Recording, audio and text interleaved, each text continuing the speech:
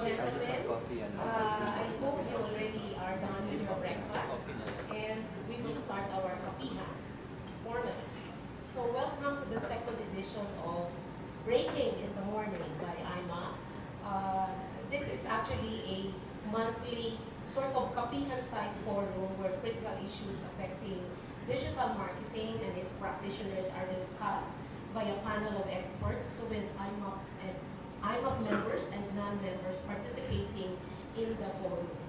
So the forum is designed to generate inputs from IMMAP members and industry partners on the most productive industry stand on critical issues.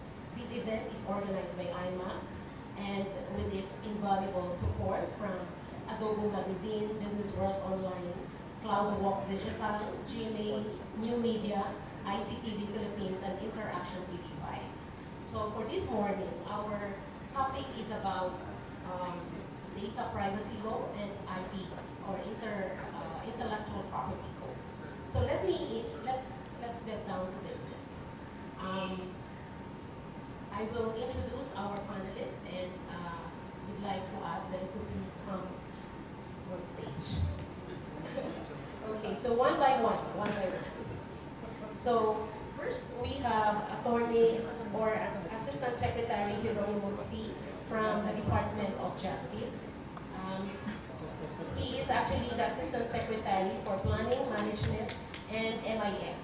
He's also Assistant Secretary in charge for the Office of Cybercrime, very important issue for us in the digital space.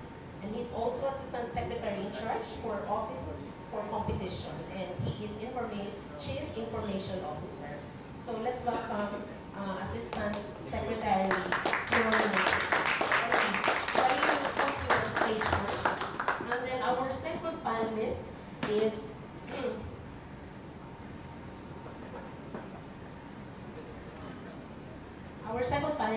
actually in the space of intellectual property. He is the attorney of the Office of the Director General of Intellectual Property Office, in charge of cases appealed before the said office. He also heads the Copyright Support Services Group in IPO field, in charge of conceptualizing and implementing the agency's copyright program, organizing conferences and seminars on copyright in collaboration with the international organization like the World Intellectual Property Organizations, or WIPO. So let's welcome Attorney Louis Calvario.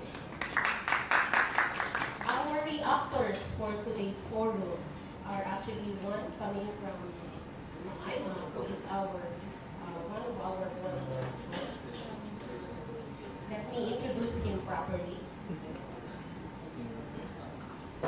Jay has been with Nielsen for the last 16 years and is now currently with Hot Air Digital. Okay. He's currently director of MORES. This is the Marketing and Opinion Research Society of the Philippines, and a lecturer also at the Department of Communications and Media Study at San Bed Alba. So he's one of our board of directors in IMMAP. Let's welcome Jay Bautista.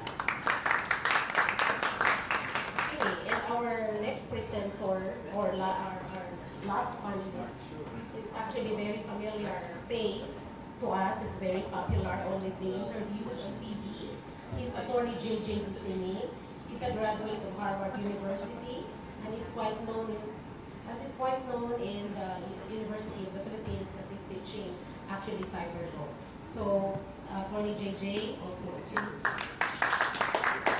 Okay, so I'm your host, Doreen Baviera, also from IMMAP and Pierre de Manila, and let me give you our IMMAP president, Smith Ramos, to give us his welcome remarks. Hi, good morning. Yes, fellow members. First of all, thank you for making the second series of our Breakfast in the Morning series.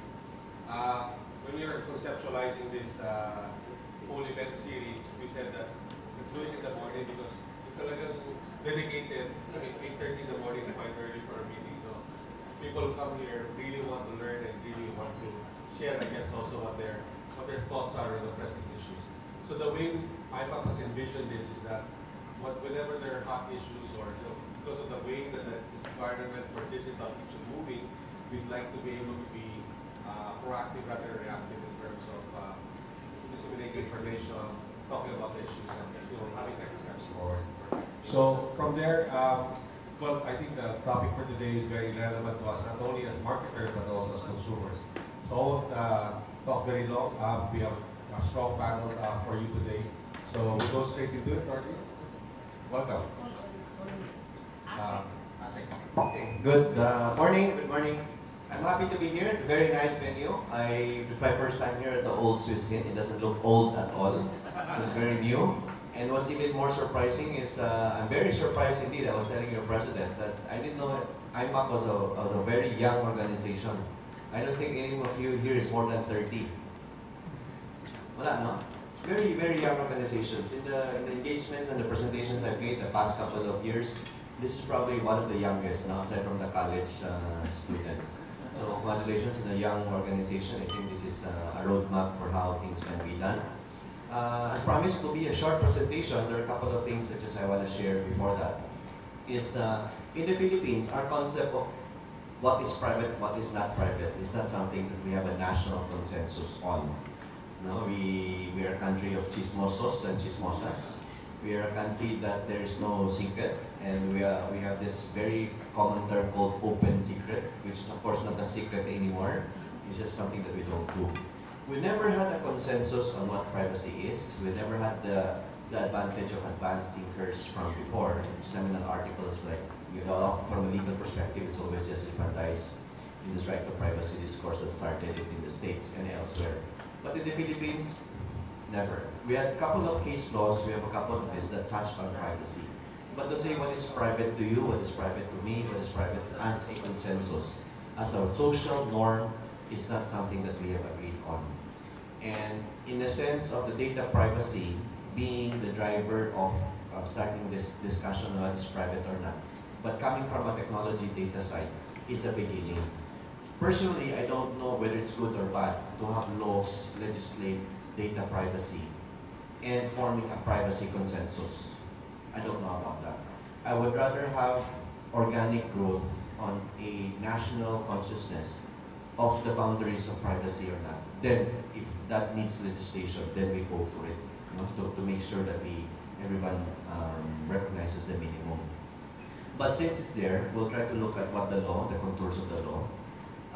I am of the opinion that when the legislators passed this, they were not thinking of a national consensus on what is private to you or what is private to not.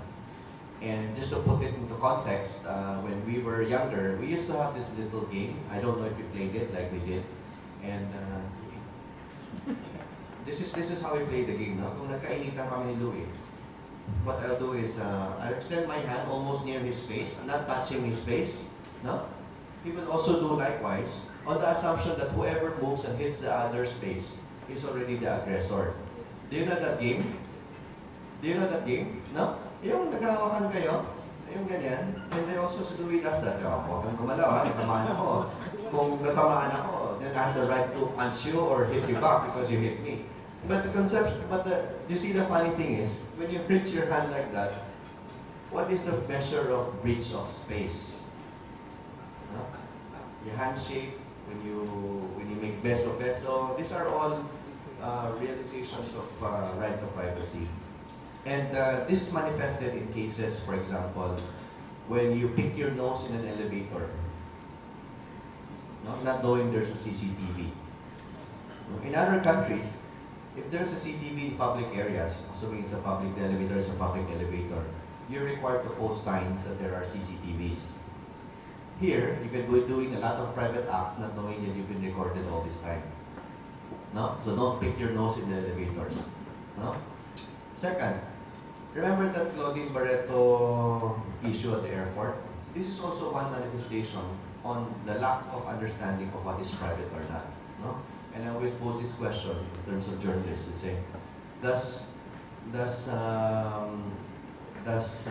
Claudine have the right not to be recorded? Claiming right to privacy over her own image, over her own person, traveling with kids and family. Does she have the right not to be recorded? Can that right be breached because she's a public personality? Or terminal airport is a public airport, public space? No? If I'm being recorded now, was my consent asked before that thing was turned on? There's no narrative. We assume that, just turn it on, you're recording me without my consent. Is it expressed or implied? No? Does any Tom, Dick, and Harry have the right to record Claudine Barreto? You're a fan. You want to take a picture. You don't ask her, just take her picture. What if it's a journalist?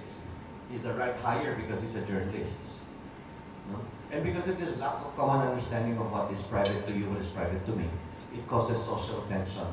And this is a result of the conflict that we see, which translates sometimes into crime, violent or not.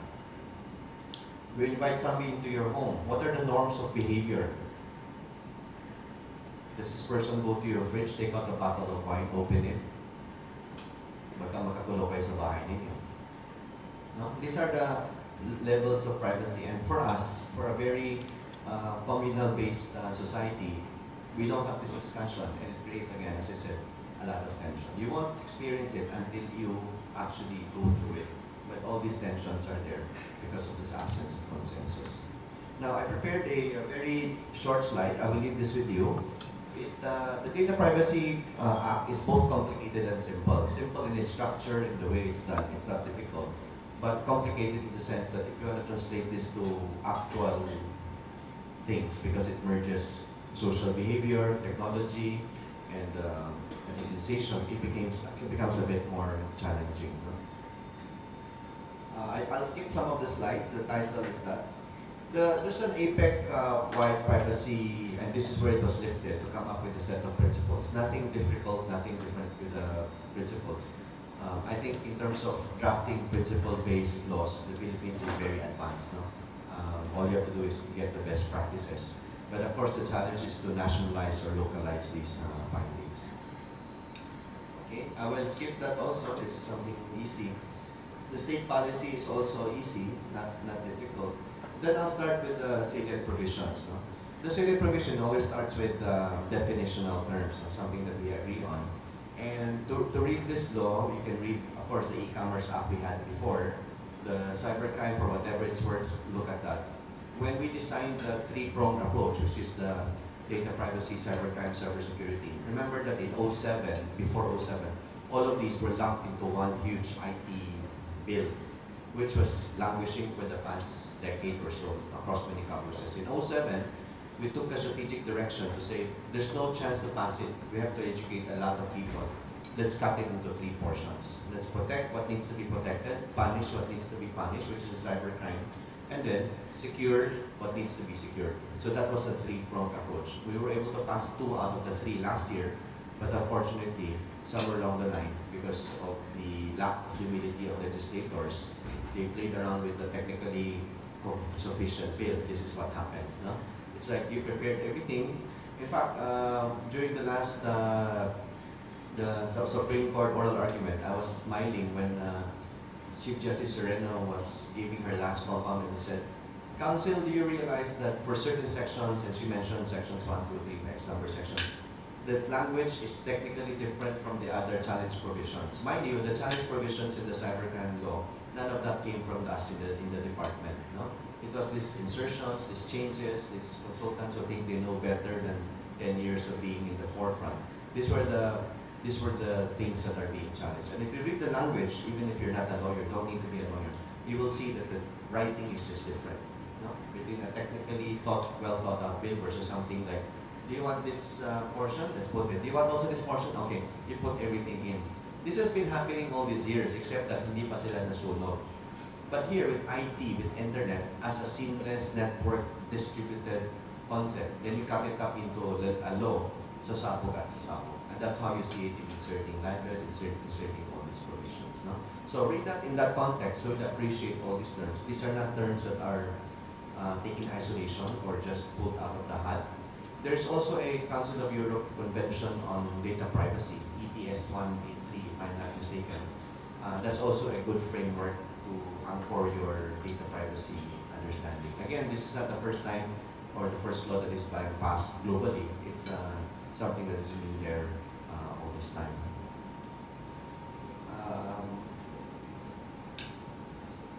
Okay, so there are. It will also help you. What we're doing now, we're preparing what we can. I've been designated as a DOJ rep to the Data Privacy Commission. We're just waiting for it to be put up. We're preparing the flow chart of how it can be done and what are the quote-unquote checkpoints that need to be done at each part of the data flow. And this is very important for business processors. No?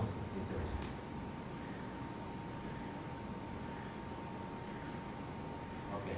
And I'm also here to openly recruit commissioners to the data privacy. If you think you have what it takes, JJ or somebody else that would like to serve government, it's a senior position, senior official position. So feel free to send in your resume. The qualifications are, except for the age requirement maybe, but the rest I'm sure a lot of you will be qualified. Huh? Again, in section 11, this contains the fleshed out data principles. Good reading, it's good reading in the sense that it gives you comfort in knowing that these laws have very clear principles on what data privacy is. Again, I go back to my earlier comment that this should be rooted in a consensus. If it's principles, it should be principles for everyone. No, it should just not be principles because it's cut and pasted from something else. Okay, so this is a quick flow of how it's seen. And then, very important, rights of the data subject. Of course, you don't want your rights to be breached in terms of ownership of data as we go online. In fact, right now, our mobile shift is, I think, the last time I talked to some tech providers, we're looking at mobile use about 60-70% already in the Philippines. You know, from 10-20%, right now, most of us are accessing 60-70%. And of course, I also had a meeting with Google. They started their country operations a couple of months ago. This is also one of the reasons why they came to the Philippines. We're one of the biggest users of Google services. And of course, Google is basically a mobile platform. So these are the things that are happening. And then last two weeks ago, I was in Barcelona. I spoke with the Digital Crimes Consortium. And I'm hoping that given our creativity, our IT infrastructure, we could actually replicate the knowledge economy that we have. No? I see the potential. But the first hurdle is, are you happy with the internet speed? Nobody is. No? We're paying through the nose. Our telco and our regulator, that's one thing IMMAP can actually do. Push for a better. When you send an email from me to, say, user, the traffic is sent all the way to LA before it's sent to your box. No? Of course, it's measured in milliseconds, but if you put that in a volume game, you bring that all the way to LA, bring it back here. And of course, the data will have a node in LA, which you don't want. You want to be secure. Well, the easiest is just to throw it to Makati a few blocks away and throw it to you. That over time, given the size, volume, bandwidth, that's going to be faster. And assuming the sovereign cables are cut, then that's what happened a couple of years ago. Remember? When we had no emails for 2 or 3 because one of the sovereign cables were cut. So if you look at the cable map of the world, Philippines has not enough density. To think we're the 12th largest country in the world in terms of population, and that quickly translates to data usage. And by 2020, we're predicting that we'll be the 10th largest country in the world. And yet our GDP figures were only number 43. Smaller than Singapore, smaller than Malaysia, smaller than all these countries. I don't mind if we're smaller than China or the States or Japan, that's fine. No? But based on our demographics, all the things that we're doing, we should at least be number 30 in terms of our size and human resources. No? I want to put that also in that context of solving. I want us to have the fastest internet speeds by 2020, next to Seoul. Korea will be faster because it's a landlocked country. Now it's a lot easier to have a very dense, small area. But there's no reason why Manila, with 12 million people, should not have the fastest internet in the world. No, then let's start cascading that to major areas in the world, in the country. But there's no reason why 12 million Filipinos cannot get the fastest internet, hotspots everywhere, no more buffering, speed of light type of downloads. No? We just need to advocate and find out why telcos are not investing, why telcos are not, why regulators are not doing what needs to do. It's an IMMAP advocacy more than anything. So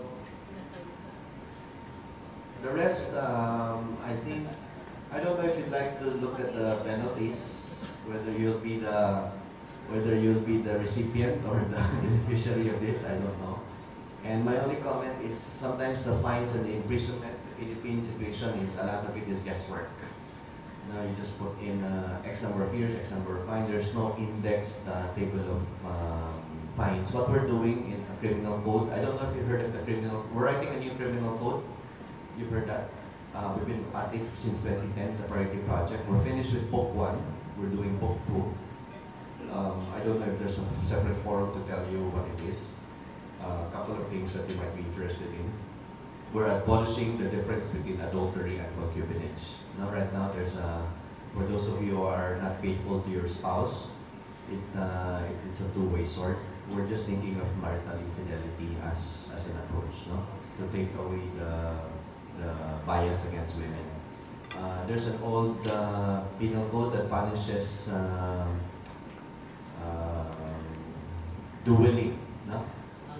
No, square ties sa bus, no? And then we use sticks or knives or guns. That's also a crime. So that's also one thing we're looking at.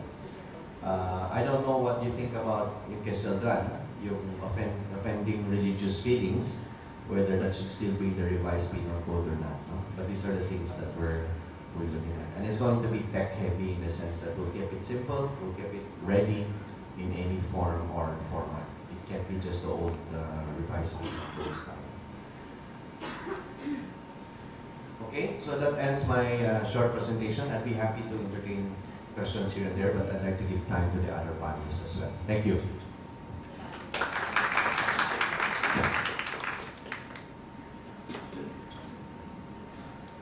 Okay, good morning. Once again, I'm Louis from the Intellectual Property Office of the Philippines. I'm going to give you an overview of the amendments to the Intellectual Property Code. But first of all, I'd like to introduce to you the agency I'm working for. So IPO, or the Intellectual Property Office of the Philippines, is an attached agency of the Department of Trade and Industry. Under the Republic Act 8293, or the Intellectual Property Code of the Philippines, we are the primary government agency in charge of implementing all the intellectual property policies of the state. So meron po kaming rules on trademarks, patents, and even copyrights. And in fact, our Intellectual Property Code, which is Republic Act 8293, is composed actually of several laws. So prior to our countries joining the WTO, we had separate laws of different kinds of intellectual properties.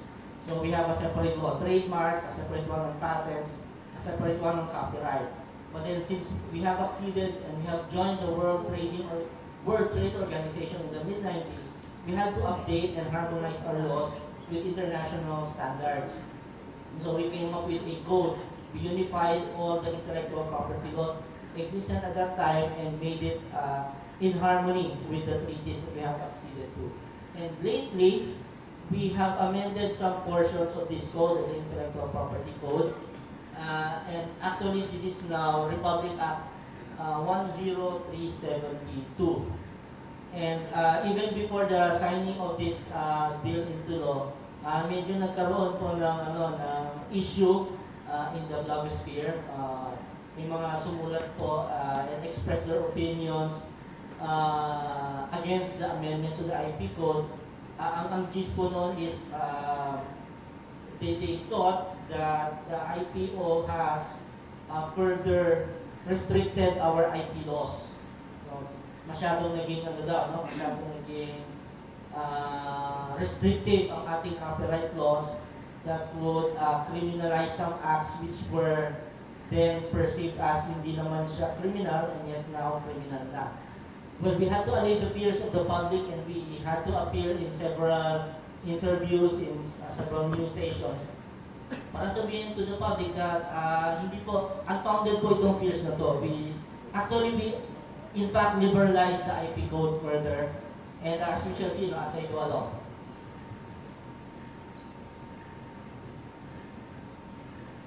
So, first of all, this bill, which is now a law, has languished also in our Congress for more than a decade. I still remember I was very new at the IPO. Ito yung unang-unang assignment na binigay sa akin ng boss ko, ng dating Deputy Director General.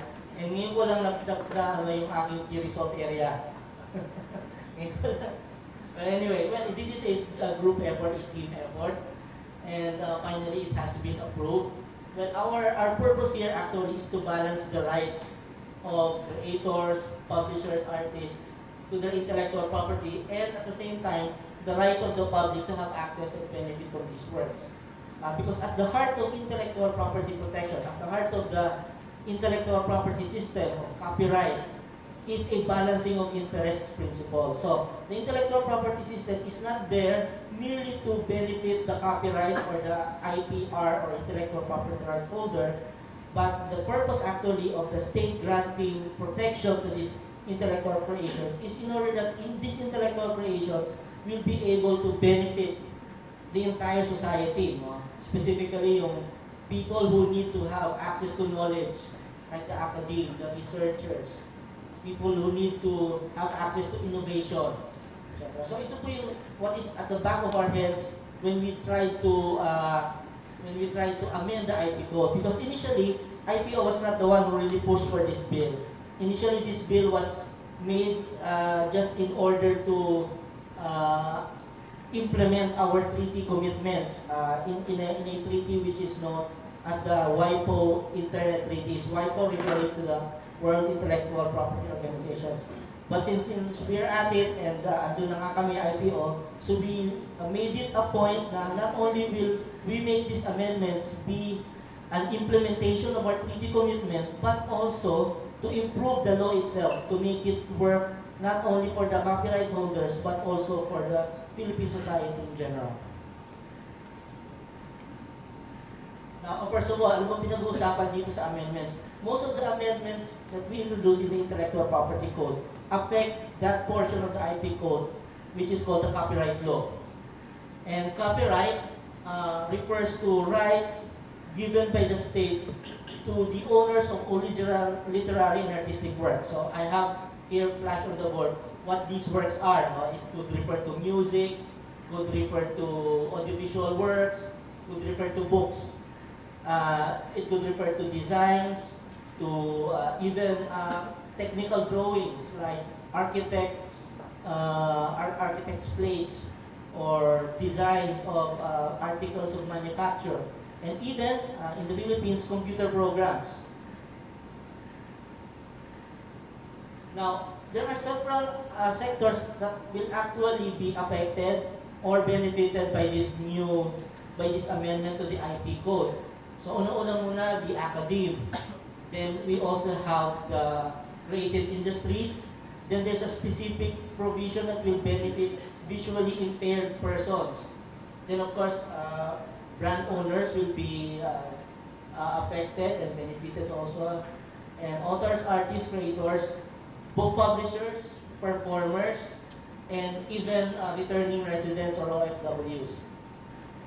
So let's go to them one by one. So first of all, in the Philippines, sabi po ng Resources for the Blind, there are estimated 500,000 blind and visually impaired Filipinos. With this bill, there is now an additional fair use that will be granted to visually impaired persons. So, alam naman po natin, visually impaired persons need to be able to read through a special system of a special format which we call Braille. So, in order for a book to be translated into Braille or whatever specialized format for them to be able to read the book, permission has to be granted by the copyright author.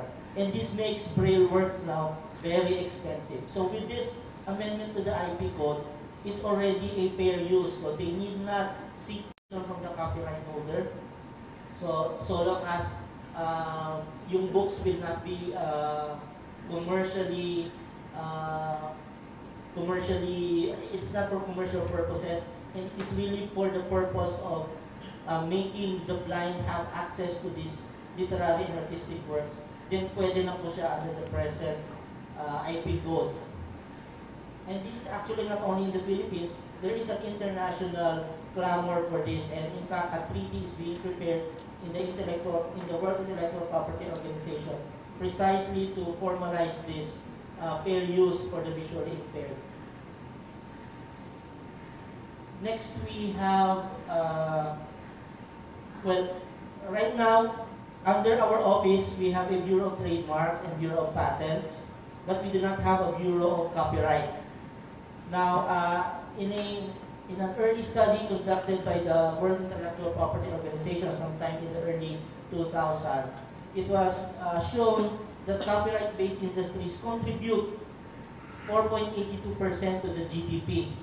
And this is a very conservative estimate, because according to the researchers who actually made this research, they were only able to cover business establishments which are listed in our statistical offices. And it is a given that hindi lahat listed. So all this only reflects the record from big companies. Pero yung mga small and medium scale industries dealing with copyright-based works, hindi po na-reflect dito. So this is a very conservative data, and since this data is over a decade na, so most likely this value has already doubled by this time. And so therefore in this law, a new bureau will be established within the Intellectual Property Office, and this is the Bureau of Copyright and Other Related Rights. Now there is an existing copyright office or copyright division within the National Library, but this division within the National Library is not in charge of substantial matters. They are only in charge of receiving copyright deposits or registration of copyrighted works. So with this bureau, there will now be a specific bureau within the IPO, within the government, that would take care of the creative industries, that will take care of giving them basic education on their IP rights, and maybe even help them with their craft. Then also, as I have said, we try to balance the rights. In this code, there will be greater access to books and reading materials. Specifically, under the unamended IP code, libraries only have the right to reproduce one copy of a work. So imagine a library only able to reproduce one copy of a book. So ang dami-dami yung mihiram dyan eh. So what we did was to erase the word single copy, and we put their limited number of copies. To make it clear that we are allowing not only a single copy, but a number of copies. Of course, these copies should not be without limit, and that is why we use the word limited and not multiple copies. Now, how much this limited number of copies are will be addressed in the implementing rules and regulations, which we will be currently drafting. Then, well, this has been the issue against the amendment to the IP code. There was one blogger who said that from now on, because of the amendment to the IP code, our returning Filipinos, OFWs, balikbayans, can no longer bring with them the books that they have bought from other countries. So, but now we deleted some provisions of the IP code, which allows a maximum of 3 copies of books to be imported here into the Philippines. Now, this is a very technical issue, and we don't have time to discuss it. But let me just tell you that with this amendment to the IP code, people are now allowed, Filipinos are allowed to bring in books which they have acquired abroad. And since we have taken away the limits, the maximum of 1 if you're an individual, or 3 if you're a religious or a charitable institution, and so therefore now, technically there's no limit. So long as what you bring in is not infringing, since you have legally acquired it, then you have every right to bring it here.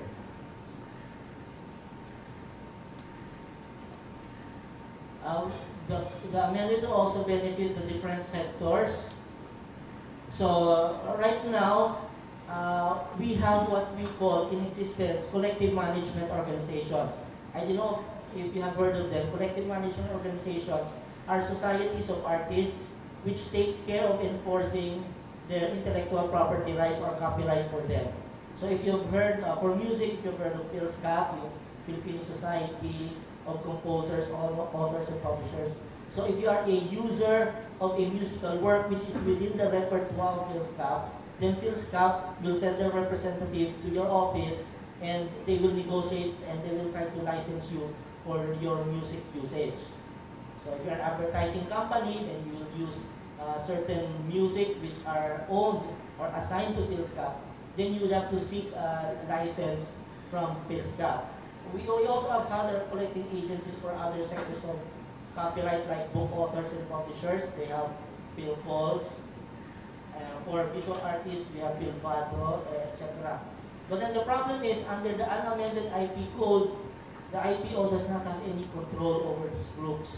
So in order that prospective clients would also feel at ease when they're talking to these people, and in order that we will prevent the establishment of fly-by-night collecting agencies or collecting organizations, then we try to amend the IP code by stating that before these organizations could legitimately collect royalties from their prospective clients, then they would have to accredit themselves before the IP office. And this is also the result of a clamor, not only by the CMOs themselves, but by the users of the copyrighted works or music, like the retailers, several groups who are using copyrighted works. And with this accreditation by IPO bill, these users of copyrighted works can also have an assurance that the persons or the group that they are dealing with are legitimate.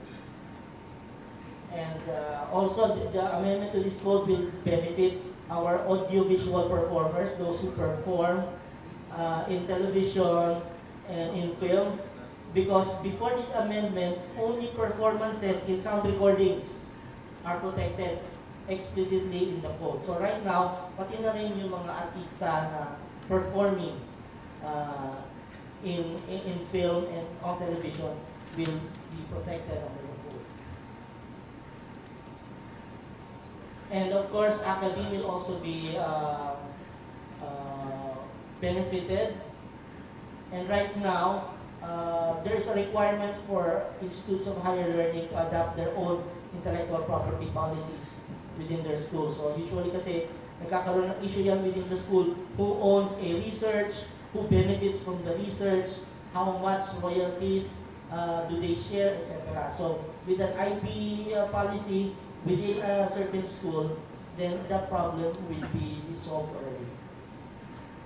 Publishers, we also have their provision which will prohibit the importation and exportation of infringing works. And of course, also one of the issues which are being questioned as regards the amendment is the grant of enforcement power to the IPO. So right now, before this, IPO had no power to enforce. We had to rely on the enforcement agencies. With this enforcement power, we still have to rely on the enforcement agencies. The only difference is that we can initiate enforcement action with the help of the different enforcement agencies. Okay, so that's it. All we want to say is that we want copyright and intellectual property rights to work for our country, to work not only for the copyright holders, other holders, but also for the country in general. So thank you very much. I will also be happy to answer if you have any questions. Thank you very much. Thank you very much, Attorney Louis. Now we will have a 2 minutes reaction from two of our colleagues. Maybe we can start with Attorney JJ Disini. Your 2 minutes reaction to the two presentations of our panelists. begins now. So just very quickly, very quickly. So data privacy law basically says, regulates what's known as personal information. Personal information is any information that can be linked to an identity. So customer list, if you have your cell phone, the address book on your cell phone is considered personal information. That's somebody's identity linked to any information. And what the law says is that you cannot process that information. Processing means collection, storage, use, disposal, destruction, passing it on to a third party. You're not allowed to process that except in accordance with the law. The shortcut is that you need to get consent before you're allowed to process that information. So this has impacts on marketing, for example. You're not allowed to use customer lists. And then you have to look at how data is, what kind of data, you have to classify the data. Because under the law, there are two kinds of information. Personal information and sensitive personal information. Sensitive personal information covers things like health information, for example. And you have to be very sensitive, organization-wide, about how you collect data. For example, just thinking about collection. If you have a website, you're collecting data from your users. You're collecting data from people visiting your site. You're collecting data from your customers. You're collecting data from your partners. You're processing all this information and you're using it as well. All of this is now regulated by law. The thing to remember about the data privacy law is that it's also a cybercrime law. In other words, it has penal provisions. You violate the law, you go to jail. So compliance is very important in that respect. What you need to think about is your existing data. I'll give you an example. It's my favorite example for the data privacy law on how sensitive you have to be to these issues. My example is, if you're a Roman Catholic, you go to the church, you pass a piece of paper to the priest, and you say, please pray for Mr. So-and-so because he's having an operation or whatever, right? That's private, that's sensitive personal information. You're not allowed to give that to the priest. The priest is not allowed to receive that information without the written consent of the person involved. Otherwise, you commit a crime. The priest commits a crime. If he mentions it in church, he commits a crime. If he passes it on to the nuns for further prayer, he's committing a crime, they're committing a crime. That's what I mean by sensitivity. The law was, in that sense, is overly broad. In the case of the EU, data privacy laws only cover automated processing. In the case of Canada, it only covers commercial processing. In the case of the Philippines, it covers government processing, private sector processing, even personal processing. You and I, all of us right now, are processing personal information when we participate in Facebook, because that's personal information about other people on our Facebook page. When we say, please pray for so-and-so because he's sick, you just process sensitive personal information. So, you need to look closely at this law and see whether or not you're in compliance. With respect to existing databases that you have, that you've collected lawfully before, since the law is now in effect, although there's a 1-year compliance period from the time the IRR comes out, and the National Privacy Commission hasn't been organized yet, so there's some breathing space.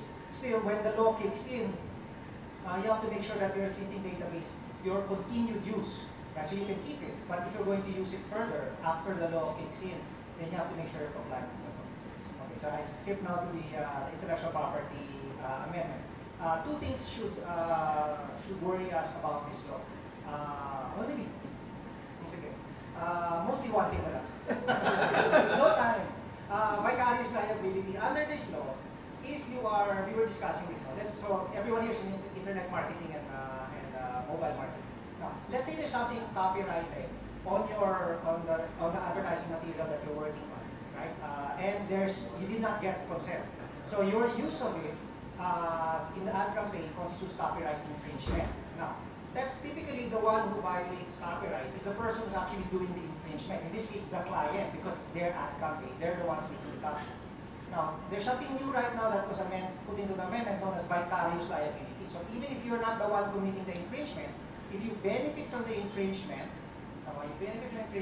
you have the right, you have the ability to control and prevent the infringement, and you're notified of the infringement, you are automatically liable for copyright infringement. So, if you're a website owner or a blogger and somebody posts copyrighted material on your site, the moment you're notified that it's infringing, and you make money from the copyrighted material because you get traffic, right, and advertising revenue, you're liable. If you're a website owner and let's say you're selling things online and there's some copyrighted material that's being sold and there's copyright infringement that's occurring, you're liable. This the rule on vicarious liability is actually written for mall owners. So if you're a mall owner, you're a junk game operator, if there's copyrighted material, pirated material being sold, you're liable because you have the ability to stop it from happening and you're making money from the infringement activities of others.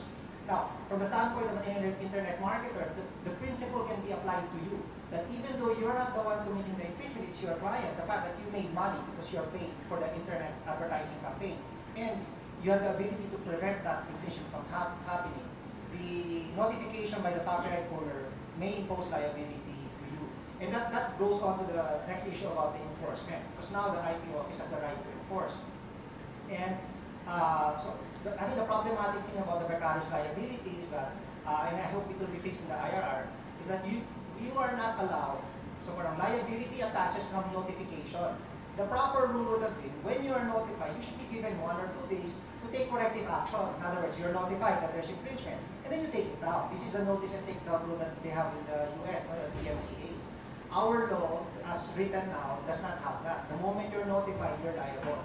Hopefully in the IRR, we had some discussions with the IPO about this, that this thing can be addressed. The second thing is the visitorial rights. Under the new law, the Intellectual Property Office has the right to visit your office upon mere information by intellectual property complainant. In other words, let's say a software company believes that your company is using pirated software. They will go to the IPO saying, we believe that in this office there's pirated software. Under the law, right now, the Intellectual Property Office has the right to enter your office. So this is essentially a search. They're allowed to enter your office to determine whether or not copyright infringement is indeed happening in your office. Now, I find that, for me, in my view, this is violation of the Constitution. In all other crimes, let's say you were the victim, no, you can't be the victim of a murder, but let's say you know somebody who's a victim of a murder and you are the complainant, right? You cannot enter any space without a warrant to continue an investigation. But in the case of an intellectual property owner, on the mere information of the IPO can enter. So I feel that there are constitutional issues with respect to the visitorial right. What you have to be mindful is that the warrant requirement is no longer there. So in other words, any complaint for copyright infringement, your offices they can enter your offices, establishments and business establishments and enterprises, something like that. Parang hindi kasama ata ang homes, but any place where business is being conducted, the IT office now has visitorial rights. And this is one of the reasons why there were concerns raised by myself in particular about the IT amendments. And I hope I reached 2 minutes, I'm sorry.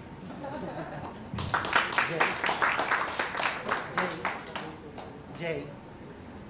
Okay, so I think Attorney JJ actually mentioned some of the salient points. If I wear my consumer hat, I think the Data Privacy Act is very much welcome, no? Because we don't want our personal information being used unlawfully or distributed. But wearing my marketing and digital marketing hat, I am particularly concerned about sort of an overbearing of the law, particularly in terms of the requirements for consent and then collection of information. We're all aware that nowadays things like cookies are regularly loaded into our machines to collect reasonable information for marketing or research purposes. And then also the item on profiling and online tracking of behavior. So most browsers have algorithms that enable marketers to find out how we behave, what sites we go to, etc. And I'm glad that there's still no IRR in place, and the commissioners have not yet been appointed for the Privacy Commission. So it's important for, I think, an IMMAP representative to either be very active both with the IPO and the Privacy Commission, so that the development of the IRR takes into context our ecosystem, the way we do business, so that it does protect the rights of the consumer, but also does not infringe on our commercial and our economic rights as well. So very particular, we need to really get involved, and I'm glad we have this forum, and I think Attorney Vicini has enumerated the items that we need to focus on. as an industry and as members of our individual businesses. So, and also we can look at, I've been reading on how it's being done in Europe and in the US, and there are a lot of precedents that we can look to as we develop the IRRs to make it more equitable and less open to abuse later on. So at this point, I'd like to give the floor to the audience for your questions and reactions as well. Thank you very much, panelists. Let's give them a big round of applause. Okay, so we now come to question and answer. Is there anybody on the floor who will first shoot the first question? Yes. Please state your name and your company and your question.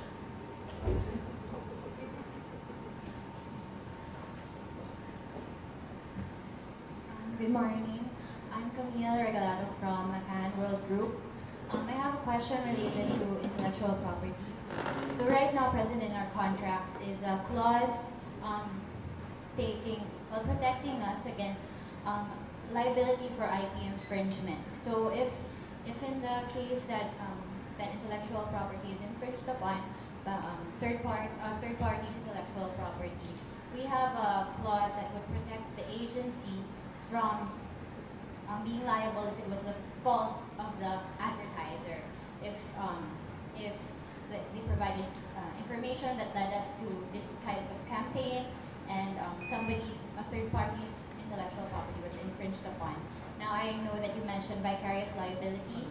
So in this case, would that provision in our contracts still be valid? Could we still put in that type of provision protecting the agency in case just the advertiser who is liable or at fault in this?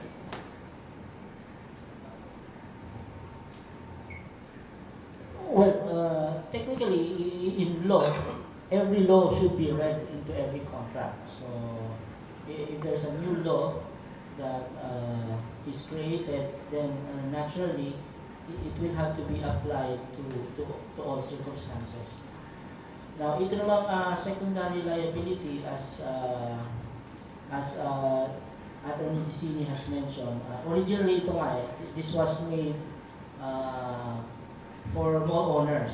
Pero the way the language has been crafted, it now may include anybody who is in the middle, like.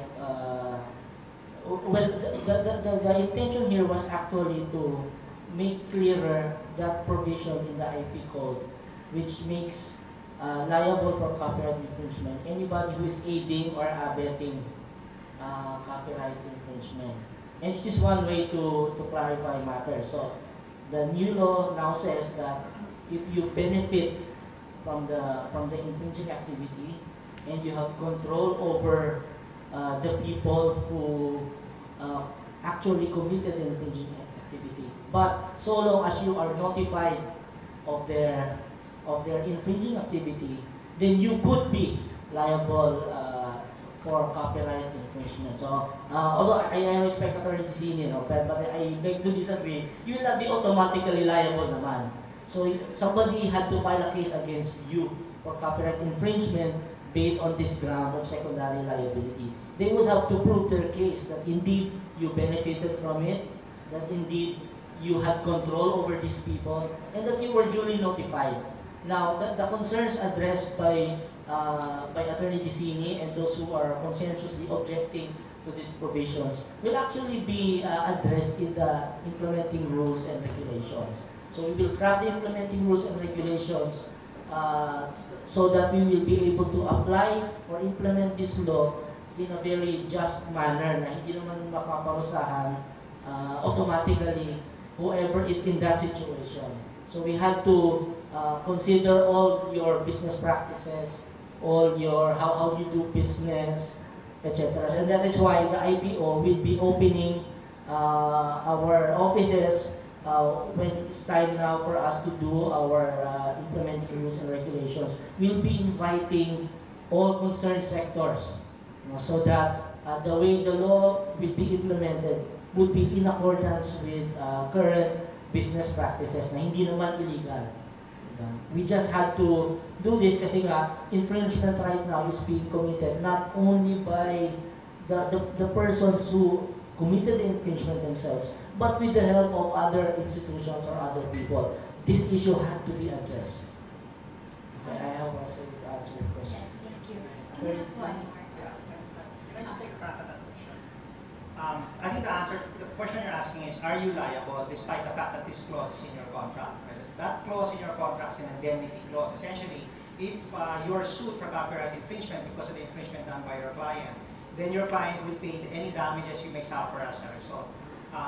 The amendment now says that when you are vicariously infringing somebody's copyright, you yourself are committing infringement. So it's your direct liability. It's not the client's direct liability. So in fact, it's direct. The secondary liability is direct liability because they changed the definition of infringement. That's the form that the provision took. So I'm not even sure if that clause will protect you now, especially against a criminal charge. Because what will happen is, what's likely is they'll charge you civilly and they'll charge you criminally also for violating copyright. And on the criminal charge, while you can pass on the civil liability to your client, and the criminal liability you can pass on. So I don't think that clause will provide you protection. I think the IRR, we need to work on that to allow copyright of third parties to take corrective action before liability is imposed. Can I ask one more?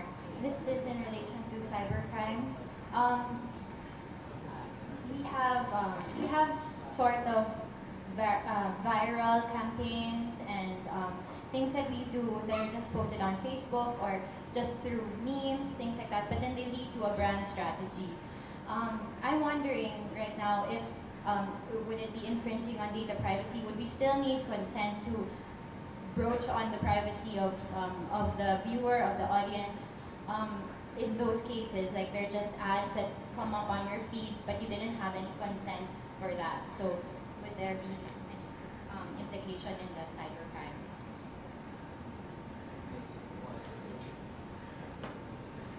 I think a big problem is that when you talk about social media, you have those are U.S. companies. You talk about Facebook, you talk about Google, and these companies operate under a different regime than the regime of our data privacy law. In the US, they don't have a baseline data privacy law. They adhere to the IMMAP privacy framework that ASEC mentioned earlier. Our law is more based on consent-based, no? So it's permission-based. So I think that might be a problem because the issue is consent. In the US, consent is very, very vague. When you look at Google's privacy policy, for example, they'll say that when you transact with us, the privacy policy says we won't share your data with anyone outside Google, but they don't tell you how you use your data.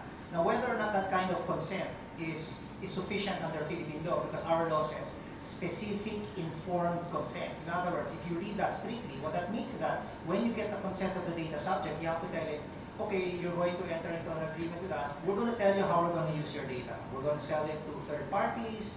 They may use it for marketing purposes. You have to be upfront. I mean, if you look at that provision strictly. So I think that when you go into like what you're talking about, a social media campaign, there might be a clash between what Philippine law requires and what U.S. law. It might be lawful under U.S. law, but depending on how you use the data, there might be some issues as far as Philippine law is concerned. Right now, the question is up in the air because the National Privacy Commission hasn't been formed, and they have not clarified any potential conflicts. But I think that will be a potential conflict since a lot of us use services that are based in the U.S.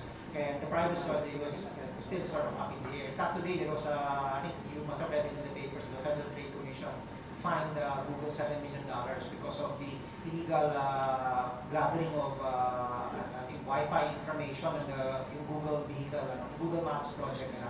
As the car was moving along taking pictures, it had a Wi-Fi, it was collecting Wi-Fi passwords and Wi-Fi SSIDs as the car was moving along in certain areas. So they could actually say, in this particular area, ito yung mga Wi-Fi networks. So they were fined for that today. So that's why in the US they're very aggressive about, Facebook is also very aggressive in terms of using personal information. They're able to do that because there's no law. So they're able to, yun yung sinasabi ni ASEC, let the marketplace determine what our level of privacy is. On the other hand, ang nangyari sa atin is we're not allowed to do that anymore. They're not allowed to do that because we said baseline. We have to protect. There's a baseline privacy that we need. Camille, thank you. I wish there was a clear-cut answer to all of these questions. No? In fact, in my office now, we have banked about 10 burning issues, including this one, including the liability issues, whether civil, criminal, whether safe harbor provisions of the ISPs in the E-Commerce Act will reach the cybercrime law.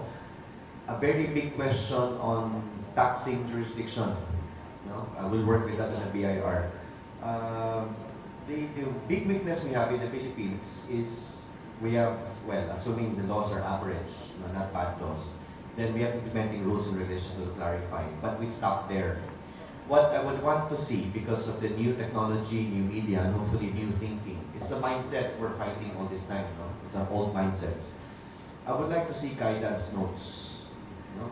For example, this particular query will formulate that into an issue, call for a forum, a series, give all the inputs, come up with mini IRRs, guidance notes, or whatever it's called, so you have a clear roadmap, a little roadmap to answer this. Then we'll have one jointly issued with the BIR on how sellers can be taxed, whether there's VAT, non-VAT, what are the rates, and have a separate issuance of that. Or the engagement of labor for internet use, for example, they engage a person on crowdsource, whether the Department of Labor rules and regulations, what are the applicable ones, how flexible you have. If they've been working with you for more than 6 months, would there be some form of employee-employee relationship? These are the things that we are raring to do it on a very issue-driven arrangement, because you have to understand, we understand that whether IR the law, you can never cover all these cases, especially the cases coming from the frontier, which you would never raise in any of the public hearings. And if you raised it, it was never adequately answered. And if it was an attempted answer at it, there would still be areas that need to be covered. And our approach has always been to be proactive. I am sure that for all of us here, especially for private sector, if there's a clearly defined set of rules, and assuming you're not bad faith, you're not a bad organization, you would want to comply.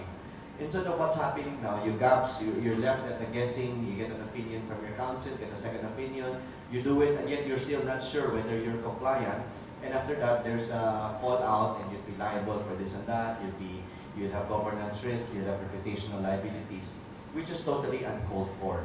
You should just be focused on your core business, whether it's digital marketing, whether providing outsourcing work. That should be the things that you're looking for. The task of government is to provide the framework, the foundation of the rules of where we operate in. Once that's clear, everyone just goes through that in a level playing field type of thing.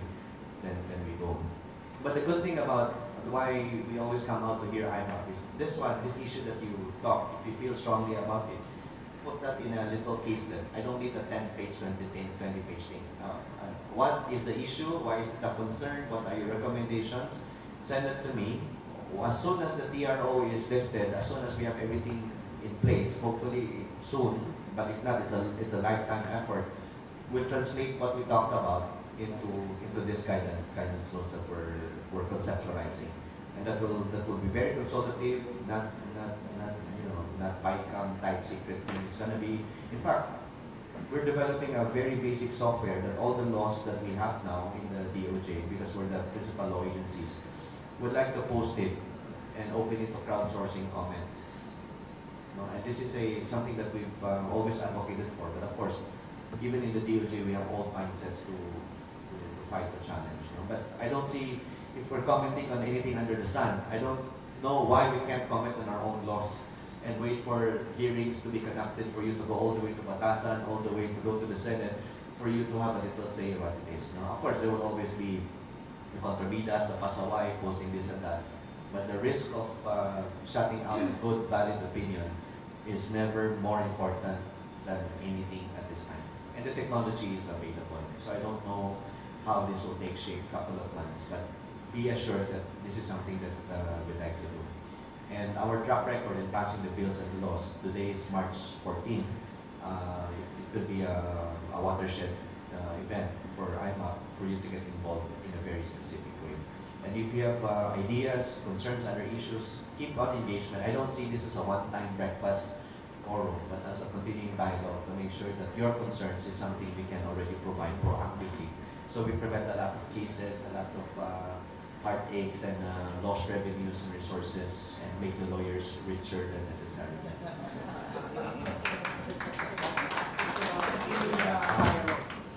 JC Venezuela from Propel Manila. I know the IRR has yet to be written out, but just two related questions from my end. One is as regards opt-in, and one is as regards the one that does not necessarily have any opt-in. No? So when we develop Facebook applications or apps, for example, necessarily because of the Facebook structure, it automatically secures permission from the consumer. But normally the permission, the default permission will be more generic. For example, can we get your data? Can we post on your behalf, etc. But it doesn't necessarily specify what we can do with, for example, we think of something else that we can use for their data later on, like they're defining what they like, defining their analytics, for example. It doesn't necessarily state there. So the first question that I have is, do we need to specify to that degree of what we will use when they opt in? And my other question is, a website, if I visit a website, there's no opt-in necessary, but again, Google Analytics would provide me data on how that person is utilizing my site, length of stay, bounce out rate, all of these data. Am I already infringing on that person? Because by default, there's no opt-in when I visit the website. But then again, analytics will tell me behavior, and as mentioned by Mr. Bautista, cookies are automatically stored, which I can track up to the IP level of the person. So two things, when I'm opt-in, do I have to specify what type of behavior I have to use the data with later in life? What if I conceptualize what I want to use it like a month along the way? Now, if I have another campaign, end of year, balance here, and it's I assume that I already own the data. So those are some blurry aspects that I'd like to shed some light on. Thank you. Many of our What's your name, sir? I didn't get your name. JC Venezuela. And then your organization. We're a digital agency, Propel Manila. And how come you have a deep dive question? How do you know all these things to that level? Are you handling the tech side of the business? I'm managing director, so most of the operations and everything. Okay. In this opt-in, opt-out, I have a couple of thoughts there. Not on that level, but from a principle base, I think if it's in general, if it's an open public website, the default setting should always be opt-in. But the question now is, when you opt-in, to what extent is the opt-in? Is it all in, or opt-in in terms of you want to use, you just want to be a lurker, you don't want anything else?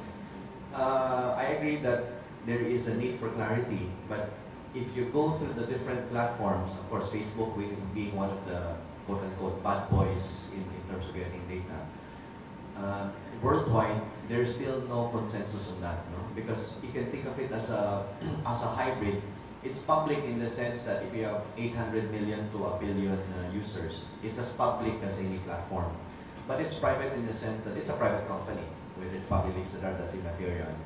So the rules of the game would not be something that we can determine. As again, I wish that the Philippines could take a lead role in looking for solutions to this. But as of now, we're leaving it to the big boys to lead us on this. Primarily because, number one, we have a lot of dependencies, the awareness level, the consciousness level. A lot of people couldn't care about sharing their location. A lot of people couldn't care about receiving spam or getting all this advertising. It's only a couple of us, and I say couple of us, I mean X% of us who are in this discussion. And in terms of the opt-out, the basic design, if you look at it in the cybercrime version, and we're looking at it as a matter of spam issue, when you opt out, it's at least should be one single click or at most 2 clicks level. It can be subscribe, you confirm the subscription, you confirm the opt out. No? But again, on the basis of if your opt out is it an all opt out or can you free, I think the better solution is if you opt in, you should be notified of what you're opting in.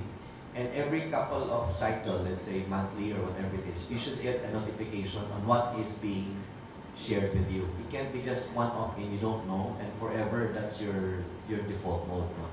And as a consumer, I find it very sneaky for certain platforms, for certain providers, to provide all of this. And let's say you try an app, if you're viewing a video, and yet that already assumes that if you clicked it, you're already opting into XYZ. I don't think that's good consumer practice. No? Even as basic as, we just issued advisory opinion, by the way, on airline tickets. I don't know if you've seen the change lately. If you're looking at 0 fares or 1 peso fares, the button already shows the other cost components. Napansin niyo ba yan? Before it used to be 0, and you find points as other taxes appeal, but you don't know. Right now, you can have 0 fare, you can have the terminal fee surcharge, fuel surcharge. You already have that. What's missing is the total fare. You cannot say 0, and yet the total when you actually book it is 6,000. So I think that's one step in a very concrete way. In the digital world, there should be also a similar effort for transparency to flow, including the opt-in guidelines. But as I said, in the ideal world, that should be. But even the U.S. government has problems with the big boys in terms of compliance with basic privacy issues. I don't know. Actually, it's a very tricky situation for you. So the data privacy law doesn't apply to foreigners, so long as the data of those foreigners are collected lawfully in the jurisdiction in which they reside. So if you're running a campaign from the Philippines and you're collecting data from American users, so long as that data is probably lawfully collected in the US, that's not your concern. Your concern would be Filipinos residing in the Philippines, their data being collected and used by Facebook via your app. And that's where you need to be careful. You need to make sure that, I'm not even sure to what extent you can put in the proper notifications for the individuals. What I learned very recently is that apparently the risk is higher than what we believe. There was a recent article by Douglas Rushkoff on CNN, I don't know if you saw that. It's called Why I'm Quitting Facebook, where he talks about this phenomenon, something on Facebook called related posts.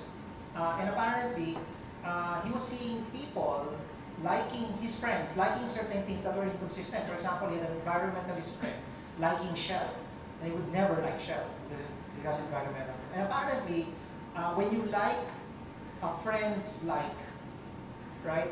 Apparently, it will create likes for you and post it on your friend's timeline without your knowledge. In other words, Facebook is taking our information and ascribing things to us and putting it on other people's timelines without our knowledge. Now, I don't know, I was hoping to get some clarification if anybody here knows more about it. Personally, I was mystified how this could happen. Clearly, Facebook is really they're really pushing the envelope of how far they can take personal data.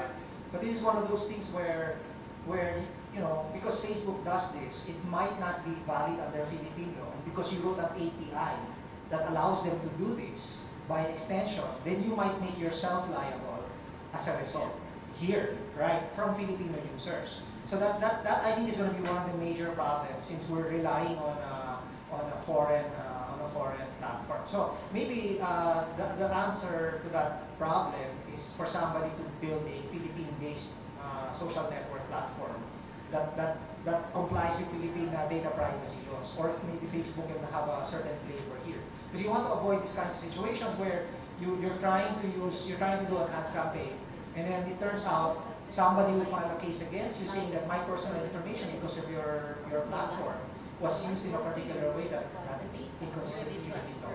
At this point, and I agree with as I see, it's really still up in the air. The National Privacy Commission has to deal with these problems. I think IMMAP needs to sit down and talk about these examples so that we can map out what the problems are, and we should be proactive. I think as was saying, is the point person for the DOJ for the National Privacy Commission. We should engage, and sabi nga ni we should have a continuing dialogue. So let's have a continuing dialogue with this office, so we can map out these particular problems when the IR comes out. I just want to add, my fearless forecast, the way Facebook is, with IPO and all that, and the quarterly Wall Street need for quarterly profits, no? And to think that Facebook originally was not designed as an advertising platform, but because of the drive for revenues, there was no other way except to make it ad-driven. No? So this tension, I don't think, as a cyber watcher, I don't think it's sustainable over the long term. And you see all these issues coming out. And personally, I would suggest, or I'd even advise, that we're all on LinkedIn here. No? We don't mind LinkedIn in to a lot of people because all the data that were posted there is, quote unquote, we consider them our public persona. It's not something we hide. In fact, we want to trumpet our CVs and all that. We don't put a lot of private photos there. So I'm looking at Facebook as probably going towards a model for consumers. I would treat Facebook not as a personal thing that I share with family or friends, because increasingly it's no longer just family and friends. No? So the way I treat LinkedIn, where I can share your public information without having to think, do I know this person before I add them or close to my circle? And then that's how it is also for Facebook. It's going to go towards more of a LinkedIn public persona professional approach. Then for the real confidential, of course, within your family, within your spouse or immediate family, you would have your private emails or private exchange mode, whatever it is, WhatsApp, Viber. And then in the intermediary, I'm looking at social networking sites that would have a small premium, let's say $10, $20 per year or $50 per year for premium account. That is advertising free, that protects your data, that does not do all of these things that you find Facebook and Savory. Right now, if you don't go on Facebook, where do you go? There's no other platform. But there are emerging social platforms that are paid service, but over time, because of the privacy issues, because of the freedom from ads, you just want to be in touch with people, you don't mind paying $10, $20 a year. I think that will be a bigger trend worldwide. And we're seeing Ning networks all over the place. So that's one thing that's also a good development. I don't think the Facebook will be sustainable even if it's 800 million, 1 billion. Remember when this started, everyone thought Friendster was inevitable. But of course, you know where Friendster is today. So that's also what I think. A couple of years ago, nobody knew anything else except BlackBerry. Now the sustainability of BlackBerry is down to the last launch of the BlackBerry Z10. If they don't make it this time, the company is gone. So for us to say Facebook is 800 million, 1 billion strong, I don't think that's sustainable. But we don't know. Hi, I'm Tara Camillo. I'm from Sana Financial. But the question is really, as a consumer, and it's really very simple, is there anything that will protect all of us from SMS that we get every day? I don't know if anyone said anything about it, but I think we really get too much of that, and I think that our information are being sold to various companies and SMS marketing companies, and I would want to know if there's anything that we can do to address that. Good question. I've been receiving spam from Sun Life too. Do you know that you're sending spam to your agents? Tell me about it after. Question as a consumer. No, but seriously, of course it's a CSR concern, no? Especially if it's real estate, you're using the name of Mega World, Ayala, whatever it is, these are individual agents. No? In the cybercrime law, there is a provision on spam. Spam is not difficult to control in the sense that if these are named companies with named agents, this is something that's controllable in that manner of speaking. The worst form of the spam are really the spam faked. No? That's one, the worldwide, I think 70 to 80% of all our traffic is spam. That's the first line of defense that we need to do. The second form of spam is, of course, the spam that's trickery. That's something that you can ignore.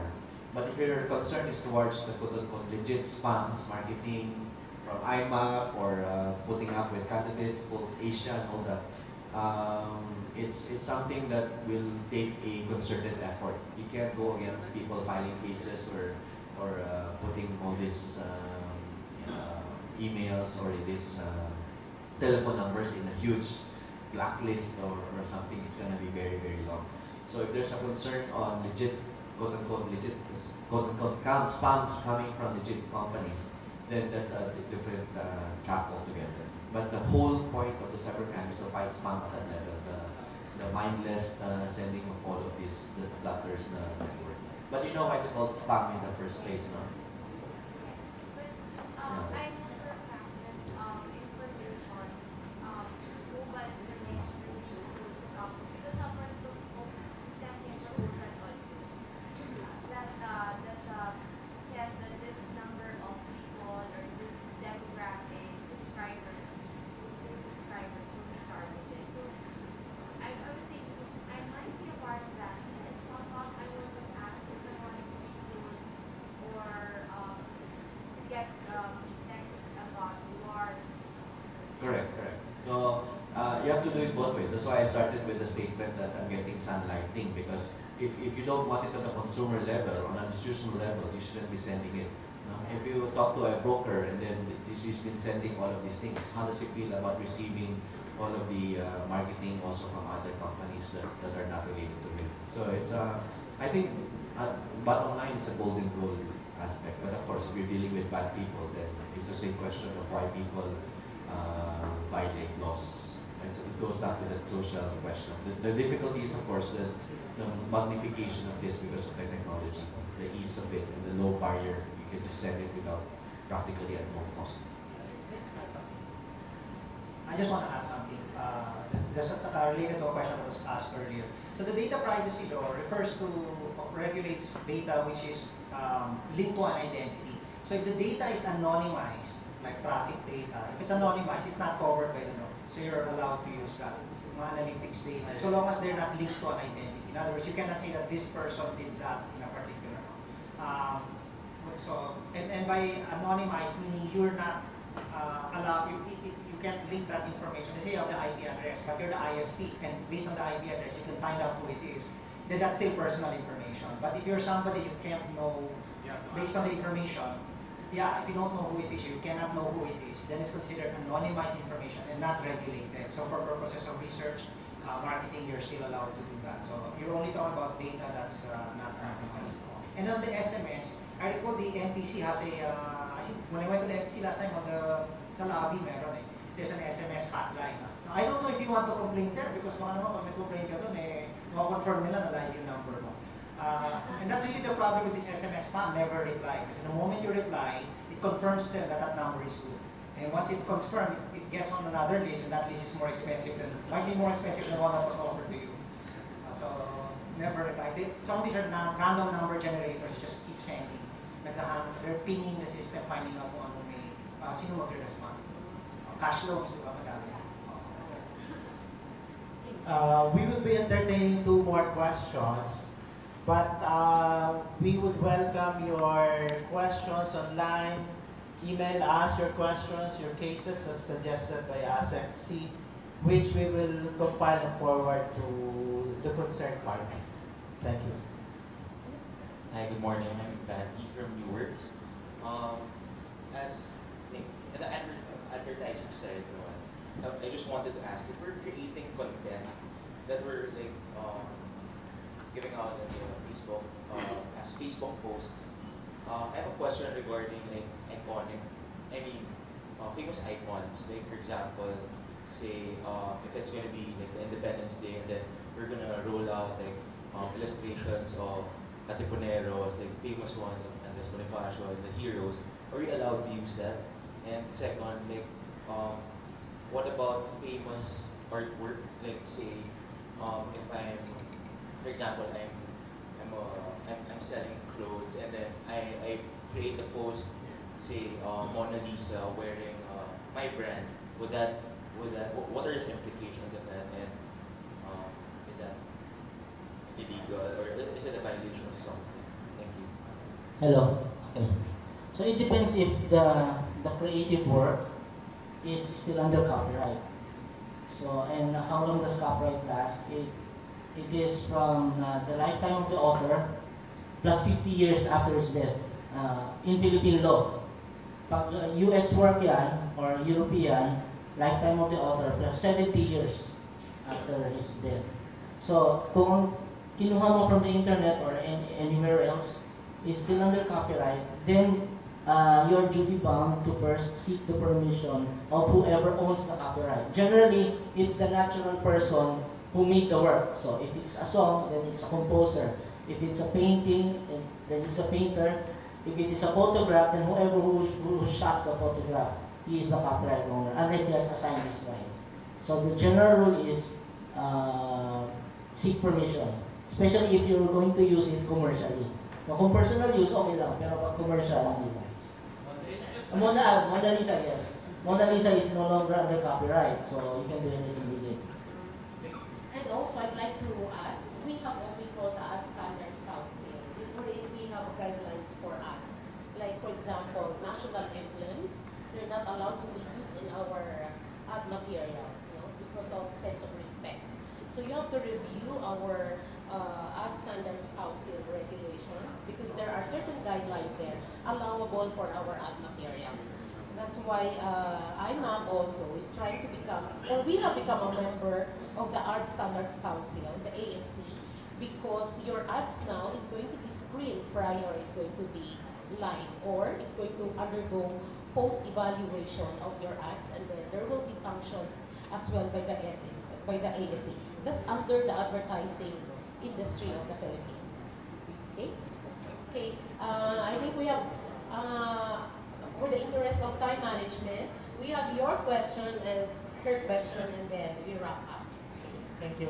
This is directed to Secretary C. It's more in the realm of proposed legislation, sir.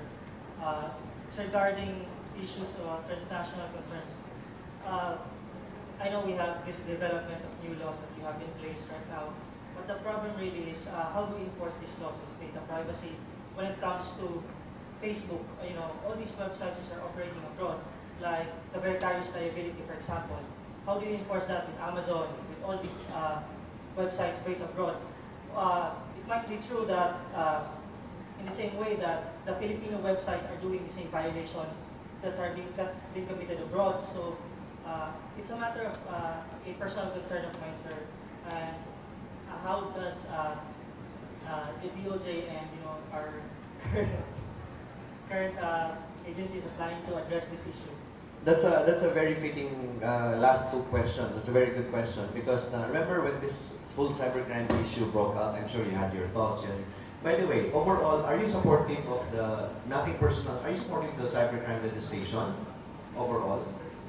Are you not support? Sorry, let me do this. Are you supportive? Are you not supportive? See? Come on. This is the problem of enforcement. Apathy. No, nobody's taking a stand. Let's do it again, huh? Okay. Generally speaking, overall, we can go provision by provision. Overall, you're supportive. Overall, you're not supportive. Okay. When we had this debate, what was the hottest issues that were being brought? Libel. We're taking, is liking a post objectionable or not? This was the level of discourse that we have. Remember? No? But among us, especially within our group, those are minute issues. Kumbaga sa regulation, those are the butterflies. What we're fighting now are the sharks. We should be regulating patings.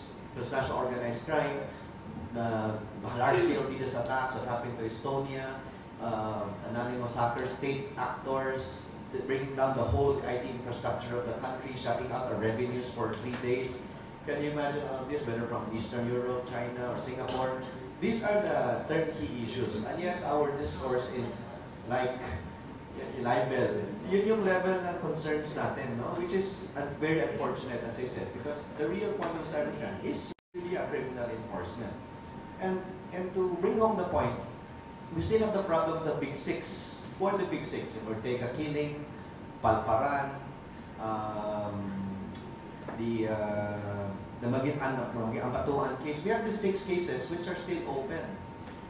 Here, we don't have a problem with all these turnkey issues, these very minute, very deep technical issues. This is a basic enforcement of a warrant of arrest where a charge is already in place, where the body is there, everything is already in place. And yet, we have a question of enforcement of a basic right to life in our country.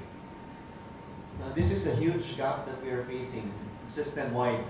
Nandito na tayo sa endpoint of the regulation, vicarious liability down to the fine point, which is a very advanced stage of discussion. And yet, at a very low level, you don't have the right to life or protection. Then you bring that down to the level. Remember that video executive who was killed, Akyat Bahay. Did you see the model who was killed? The boyfriend who wanted to teach a lesson. Then you have a 13-year-old girl who was raped in Cavite. And every day you see these headlines. You just flip it a page, it's the next day again, it's the same story. So our right to life, we can't even protect and enforce it. The real pernicious transnational organized crime, the big syndicates, the whole money laundering centers, the drug dens, we can't even have a honest-to-goodness goal. Our online child protection scheme is practically, our children are being sold 20,000 a pop. Those are the gut-wrenching issues that the enforcement is utterly lacking. And yet, our concern is let's strike down the whole law because liking a post might be libelous. It has a chilling effect on all this. That is a huge gap we're facing, not only in the digital world, but in our justice issues. I wanted to bring up that point so you can contextualize the whole issue. Of course, these are valid issues for you as a business concern, but more than that, the right to life, the basic protection of your right to exist, free from any saksak, from baril, free from any robbery over LRT, walking at night along Makati Avenue. These are the gap issues that we should have a very good focus on. And if digital world forensics can help that, then by all means, let's use technology in the hands of justice. If IMMAP can come up, you know what we're incubating? I want all, for example, emails to take taxis at home when you're going home at night. At 10 o'clock, you finish your shift, whatever. You take a cab. You text the plate number to a DOJ hotline. Then we'll confirm the number of the taxi driver. It should ring in the next 1 minute or so. If it doesn't, you can get off. Such a simple 1 peso text that you spend, or even less because you are limited, can save a lot of lives. The Antimonan, remember the Antimonan checkpoint? Of course, that seems like a long time ago. When it hit the headlines, it was there for a couple of weeks. Now it's gone, we're facing Saba. A couple of weeks after, we'll be facing another issue. It's all firefighting. Now, what is the solution to Antimonan? My solution, if I propose this also, it will take time to implement. I want all checkpoints, once you put up a checkpoint, to automatically have a GPS tracker. So that the president or the PNP chief, whoever it is, will see all the checkpoints that are up and operating. If it's not green lighted because there's no pre-operation report, post-operation, automatically the checkpoint is illegal, invalid. All of those who are there, regardless of any counters, valid or illegal, you're already out of line. It's something that we can do. It's something very easy. Then you put that in a GIS interface, and you can see what are the checkpoints now, what are the people engaged in. Now, if you have covert operations, put tracking devices on law enforcement vehicles. So whatever stated in the court order is exactly the same as the destination for these covert teams. And technology is there. If Google is tracking your location because you want to eat at the best barbecue place in Makati, I don't think it's less important to know where the law enforcement officials are doing with taxpayers' money and ending up in risk to lives. A very simple solution, taxi tracker. If you want to sign up for home protection, these are things that you would gladly pay 100 pesos a month extra just to make sure that when you go home 10 o'clock, you work so hard, you fall asleep in the taxi, you don't end up dead, raped, and then discarded like trash. It's such a sad thing. It's a very, very sad thing. So we always have a focus on these gut-wrenching issues while we're still pushing for a digital technology solution to a lot of these things. Hopefully this will filter downwards towards more issues. Sorry for the rant, no? But every time we flip the page, it's the next balita. You look at the 6 o'clock news, it's the next day. As long as it doesn't happen to your family, then you just flip the channel, flip the page, it's the next day. But for us, we see it day in, day out, and it's really disconcerting why these things could happen. And we just, other people, other crimes, when you see a crime in the States, violent crime, isa lang. The whole country is, dito wala eh. You know, you're just like flipping a page, flipping a channel. Then the next day, you wait for the next violent or gory crime. I'm sure by the end of the day today, we'll have another 10, 15 gory killings. And a lot of them are unreported. And think about the experience of the victims. Sorry for that. Yeah. Just 2 minutes to respond to that. I'm sorry, my view of the cybercrime issue is that it's a first order principle. What we want is good governance. There's no good governance if people are not allowed, are not permitted to use free speech to criticize government. Unfortunately, the libel law has been misused by public officers, public officials, and famous persons to suppress criticism against government. We've seen this, the FG filed libel cases, we've seen government officials. And I think this is why it's a first order principle. In other words, the problems that you point out are very important problems, but those problems can be resolved much more quickly if people have a voice and are able to point out these problems. So we can't have good government if we're not unable to criticize the government. Really can't. And I think that's why this issue has so much resonance. So I understand those are very important matters. I think this is a first order issue, and I think that's why people feel strongly about the way to place it. Thank you. This is, I forgot to introduce myself. I'm Chris from Metro Gate. Actually, going back to the discussion being pointed out earlier by Secretary C, it's more of the manner of the discussion. Actually, the lack of forums, as you mentioned before, sir, that people are able to ventilate all these issues. Likely, that's really more on the more important aspect of things, especially with these laws that are being in place. So that's what I think about the situation really. And on another aspect also, the apathy when it comes to all these essentially salient points when it comes to enforcement and all the main issues really that have to be addressed when it comes to basic implementation, enforcement.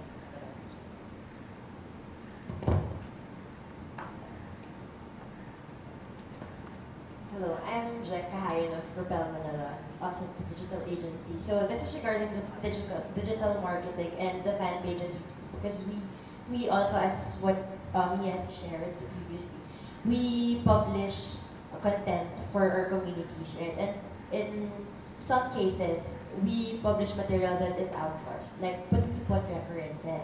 Now, my question is, for example, we are marketing a product for the business class, and then we would want to say Donald Trump, put a picture of him and not claiming to be an endorser of what we are trying to market, but in reference to the business aspect that we're trying to relay. But we put the source. Is that good enough?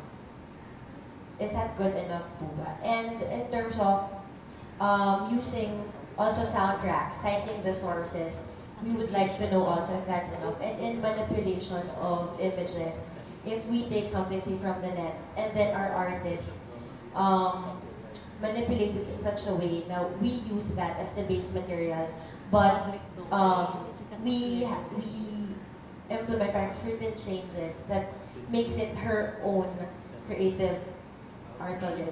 But how do we know when it's okay and when it's not?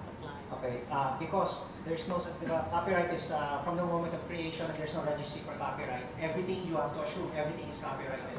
Don't use anything. If you alter it, it doesn't become yours. Remember, we had a senator who translated the words of RFK. Translation is what's known as derivative. That's a derivative word. That's a violation of the derivative. So he did not only commit plagiarism, he committed copyright infringement. He translated.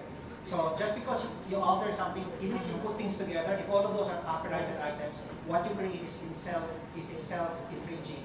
So offhand, everything is copyrighted. You have to assume that, and then you have to assume that you're not allowed to use that. Can you cite the source? Citing the source is about plagiarism. It's about good manners. Copyright infringement, on the other hand, is about damages and criminality. Sir, question. Yes. This photograph. Baka we can take this offline because madami na question. I just want to say, sorry, I know that last discussion we had with Asexi, we have different views about many things. But I'll tell you something about Sexy and about Mr. Calvari here. These are the good guys. Okay, these are the guys in government. No, I'm not kidding. I've known Sexy for a long time. I've known him for a dozen years already, and more now, 14, 15 years already. I met him in the early days in the e-commerce app. This guy has been with the DOJ continuously all this time. Sterling reputation. He's doing a lot of work for us. In fact, a lot of important things. Na-mention kanina in passing yung Office of Competition. What his office is doing is they're studying competition policy, not just for this sector, but throughout government. So he's handling a lot of important stuff. And I think the confidence has been given to him not only by the regional secretary, but the powers that be, is something that is well deserved. We have differences of opinion, differences of views, but I think he's coming from a good place. He's opened up himself up earlier to us. He said he's opening, he wants us to have a continuing dialogue. I think we should take advantage. I think ASEC can be a champion for the industry, not only in Congress, but within the DOJ, within government. Thank you. Yeah, sure. Oh, one last, that's an important question that I really am wondering about. It's heavily affecting kasi the digital marketing era. Like now, technology is getting really, really good in even using dead people. I don't know if you've seen the Cadbury commercial of Audrey Hepburn really being revived and acting talaga. She's been animated and it looks really real. But how do you ask permission and how do you animate the person that's already dead? Who do you ask permission from, right? May agent yun. May agent. Then people have agents. Michael Jackson is okay. making more money now than when he was alive. Mm-hmm. They're based out of Indiana, but that's under US law. That's what's known as rights of publicity. But we do have a Philippine counterpart. What happens when you deploy it abroad, you get sued abroad. So you have to be very, very careful how you proceed. Oh. Even dead people, dead famous people, James Dean, all of these guys have agents, believe it or not. Okay, thank you. Thank you.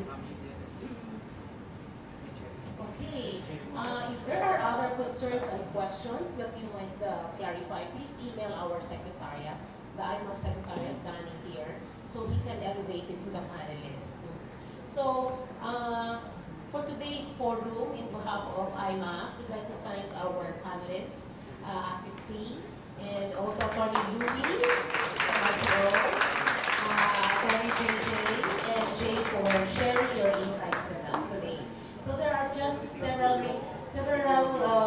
reminders. One is we have given you our feedback form, so please fill them up before you go out of this function room. Number two, the next Breaking in the Morning schedule is going to be on April 11th, and it's going to be a very interesting topic because it has something to do with online promotions. Okay, so I think that is something, yeah, DTI issues. So that's something that all of us should be informed in the industry on what's happening in online promotion. Third,